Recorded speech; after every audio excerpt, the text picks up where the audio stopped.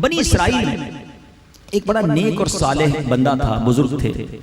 جب ان کے انتقال کا وقت قریب آیا تو انہوں نے کیا کیا، ان کے پاس صرف ایک گائے تھی، ایک بچیا تھی چھوٹی سی.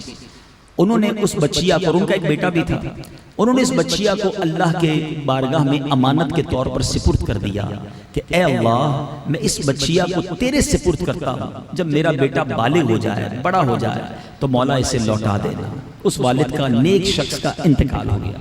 وہ بچہ بڑا ہوا اور اپنی والدہ کا بڑا فرما بردار، بڑی خدمت کرتا. رات کے 3 حصے کیے، ایک حصے میں آرام کرتا، ایک حصے میں عبادت کرتا، اور ایک حصے میں اپنی ماں کی خدمت کرتا. جنگل سے لکڑیاں کاٹ کر لاتا، میں قرآنی واقعہ سنا رہا ہوں، جنگل سے لکڑیاں کاٹ کر لاتا، اس میں جو کماتا ایک حصہ اللہ کی راہ میں صدقہ کرتا، ایک حصہ اپنی ذات پہ خرچ کرتا، ایک حصہ اپنی ماں کو پیش کرتا. جب وہ بڑا ہو گیا تو اس کی ماں نے کہا بیٹا، تیرے والد نے تیرے لیے ایک بچیا کو اللہ کے سپرد کیا تھا، فلاں جنگل میں جا کر تم اللہ کی بارگاہ میں دعا کرو کہ یا اللہ میری امانت مجھے لوٹا دے. اس بچے نے جا کر وہاں دعا کی. ایک گائے جو تھی اب وہ بڑی ہو گئی تھی، جوان ہو گئی، دوڑتی بھی آئی، وہ پکڑ کر اپنی والدہ کے پاس لے آیا.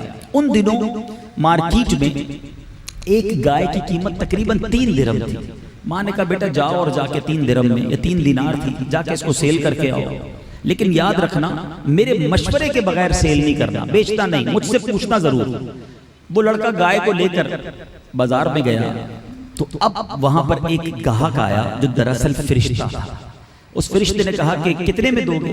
بچے نے کہا کہ 3 درہم میں. کہا نہیں، میں اس سے زیادہ دوں گا لیکن کسی سے مشورہ مت کرنا. کہا نہیں، میری والدہ سے، مدر سے میں نے پرومس کیا ہے، میں مشورہ کیے بغیر تو نہیں دوں گا. والدہ کے پاس آیا تو والدہ سے کہا کہ گاہک تو آیا تھا مگر پیسے بھی زیادہ دے رہا تھا، کہہ رہا تھا بغیر مشورے کے دے دو. امی میں نے آپ سے پرومس کیا تھا، میں کیسے دے سکتا ہوں؟ تو ماں نے کہا بیٹا واپس جاؤ، اسی سے مشورہ کرو کرنا کیا چاہیے، بیچنا ہے یا نہیں. مجھے لگتا ہے وہ فرشتہ ہے. یہ بچہ واپس گیا اور جا کے فرشتے سے کہتا ہے امی نے کہا ہے آپ ہی بتائیں میں کیا کروں. کہا بیٹا بیچنا نہیں، ایک وقت آئے گا تمہارے پاس کچھ لوگ حضرت موسیٰ کی قوم کے آئیں گے، تم سے یہ گائے، یہی والی گائے طلب کریں گے. تم اس کی قیمت کتنی طلب کرنا، ان کو کہنا اس کے چمڑے کے اندر سونا بھر کر مجھے گولڈ دو گے اتنے وزن کے مطابق، تب میں نے یہ گائے دینی ہے. امیزنگ. نارمل گائے اتنی مہنگی کیوں بکے گی، مگر اللہ کی شان دے دو. اب یہ نوجوان وہ گائے لے کر گھر آ گیا. اب کیا ہوا، سائملٹینیسلی پیرالل ایک اور اسٹوری اس دور میں ہوئی کہ وہاں پر ایک بہت بڑا بزنس مین تھا اور جس کا نام تھا عامیل. اس کو اس کے چچا کے بیٹوں نے قتل کر دیا اور اس کی لاش کو ایک ویرانے میں ڈال دیا. انویسٹیگیشن ہوتی رہی، قاتل ڈھونڈتے رہے، قاتل ملے ہی نہ. بہت بڑا آدمی تھا، سارا شہر پریشان کہ اس کو مارا کس نے. کہا ایسا کرو حضرت موسیٰ علیہ السلام کے پاس چلتے ہیں، وہ بتائیں گے. حضرت موسیٰ سے کہا حضور ہمیں بتائیں کہ اس بندے کو کس نے مارا ہے، ہمیں قاتل کی تلاش ہے. آپ نے فرمایا ایک گائے لو اور اس گائے کو ذبح کرو، اس کی دم یا زبان، 2 روایتیں ملتی ہیں، اس لاش پر مارو گے تو وہ لاش کھڑی ہو کر خود ہی اپنے قاتل کا نام بتا دے گی. اب اس قوم نے بڑی گڑبڑ کی، سوال کرنا شروع کیا حضور بتائیں گائے کیسی ہوگی. آپ نے اس کا کلر بتایا، پھر کہنی وہ اس کچھ اور واضح کیجئے تو ایسی اس کا قد کتنا ہوگا، اس کی لک کیسی ہوگی. کوئسچن کرتے رہے. کمپیوٹر میں ہوتا ہے نیرو سرچ کرتے گئے، وہ اپنی سرچ کو نیرو کرتے گئے، اتنے سوال کیے، حضرت موسیٰ نے سارے جواب دیے. یہ سارے سوال و جواب سورہ بقرہ میں موجود ہیں. کلر بتائیے، قد بتائیے، اور بتائیے کیسی ہوگی، دکھنے میں کیسی ہوگی.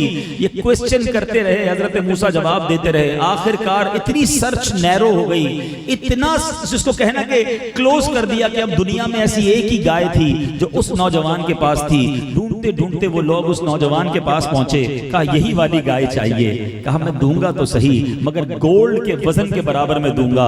گولڈ دیا گیا، وہ گائے خریدی گئی. اس کے بعد اس کی دم یا اس کی زبان کو کاٹ کر اس جناب لاش پر جب مارا گیا، وہ لاش کھڑی ہو کر جواب دیتی ہے کہ میرے چچا کے بیٹوں نے مجھے قتل کیا ہے. وہ بھی گرفتار ہو گئے. مگر سبحان اللہ، اس قرآنی واقعہ سورہ بقرہ کے پیچھے جو پس منظر ہے، یہ کون سی گائے کا ذکر ہے سورہ بقرہ میں، یہ ہمارے قرآن میں واقعہ ہے. اب علماء نے اس ایک واقعے سے کیا خوبصورت مدنی پھول ہمیں دیے. پہلی بات جو علماء فرماتے ہیں کہ اگر بندہ نیک ہو اور اپنے بچوں کے لیے تھوڑی چیز بھی چھوڑ جائے، اللہ اس میں بھی برکت ڈال دیتا ہے. دوسری خوبصورت بات علماء کہتے ہیں یہ بچہ نوازا کیوں گیا، اس کے پیچھے کیا راز ہے؟ اس بچے نے ماں کی خدمت کی، اپنی ماں کی فرما برداری کی، لکڑیاں کاٹ کر لاتا ماں کو دیتا، اپنی رات میں ماں کی خدمت کرتا، ماں کی دعا ایسی ملی، ورثے میں تھی تو ایک گائے لیکن اللہ نے اس کو کروڑ پتی بنا دیا۔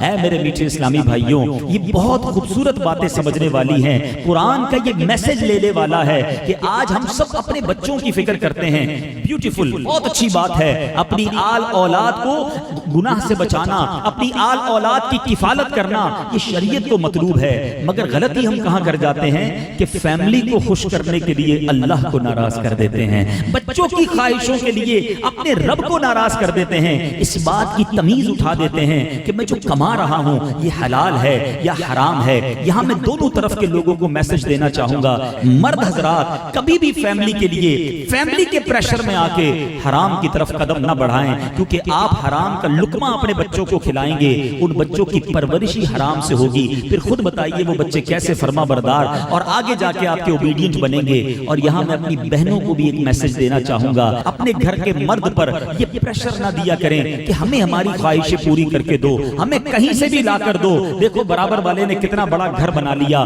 اس نے اپنے بچے کی شادی کتنی عالی شان کی، دیکھا تم نے کیسا شاندار فرنیچر تھا اس کے گھر میں۔ اب یہ وہ پریشر کریٹ ہوتا ہے جس میں بندہ اب اپنی لمٹ کو کراس کرتا ہے، اب حرام کی طرف جاتا ہے۔ پہلے کے زمانے کی عورتیں کیسی تھیں، جب مرد کمانے کے لیے نکلتا تھا وہ عورتیں کہتی تھیں دیکھو حرام نہ کمانا، ہم تھوڑے پر حلال پر گزارا کر لیں گے، ہم عذاب نہیں سہ سکیں گے۔ مگر آج کی خواتین کہتی ہیں کدھر سے بھی لاؤ، چوری مارنا ہو، ڈاکہ کرنا ہو، ہماری لمٹ، ہماری خواہشات پوری کرو۔ یہ دونوں طرف کے لیے سبق ہے کہ مرد کو اپنے بچوں کو راضی کرنے کے لیے، اپنی فیملی کو خوش کرنے کے لیے پروردگار کو ناراض نہیں کرنا۔ اگر رب راضی ہے تو سب راضی ہو جائیں گے، اگر رب ہی کو ناراض کر دیا تو پھر زندگی کیسی ہے؟